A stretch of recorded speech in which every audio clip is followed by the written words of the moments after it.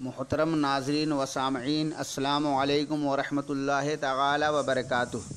नहमदुहु व नुसल्ली व नुसल्लिमु अला रसूलिहिल करीम व अला आलिहि व अस्हाबिहि अजमईन। आप हज़रात का एक बार फिर ब्यूटीफुल इस्लामिक मालूमात चैनल में इस्तकबाल है।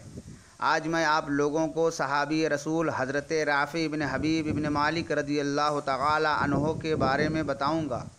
जो तस्वीर आप देख रहे हैं ये सहाबी रसूल हज़रत राफ़ी इब्न हबीब के दरगाह शरीफ की तस्वीर है, जो अपने 6 साथियों के साथ, जिनके नाम हज़रत उमर, हज़रत हारून, हज़रत उस्मान, हज़रत अब्दुल्ला, हज़रत अली और हज़रत अब्दुर्रहमान रज़ियल्लाहु अन्हुम अजमईन हैं।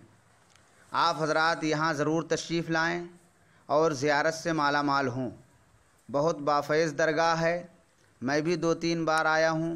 दिल को बहुत सुकून मिलता है और जायज़ मुरादें बहुत जल्द पूरी हो जाती हैं। मैं आप सबको यहाँ पहुँचने का रास्ता और एड्रेस बताता हूँ, गौर से सुने।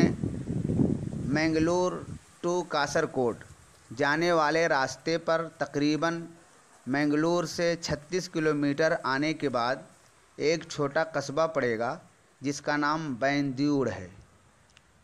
बैंद्यूड़, अब बैंद्यूड़ से आपको इचलमगोड़ जाना है। इचलनगोड़ कैसे जाएंगे वो मैं आपको बताता हूँ। बैंद्यूड़ से इचलनगोड़ आपको जाना पड़ेगा। कैसे जाएंगे? सहाबी रसूल हज़रत राफ़ी इब्न हबीब की दरगाह पे, वो आप हज़रात सुने। बैंद्यूड़ से अगर मैंगलोर से आप आ रहे हैं तो लेफ़्ट में टर्न होना होगा, और अगर कासरकोट से आ रहे हैं तो राइट में टर्न होना होगा। कासरकोट से बैंद्यूड़ तकरीबन 17 किलोमीटर है। बैंद्यूड़ से टर्न होने के बाद 1-1.5 किलोमीटर आगे जाने के बाद राइट में फिर टर्न होना होगा।